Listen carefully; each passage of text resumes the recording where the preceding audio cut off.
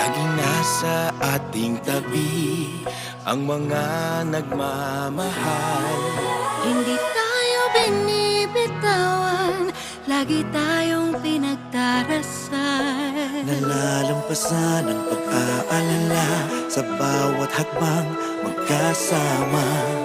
Nakikita na ang daan sa bagong yugtong.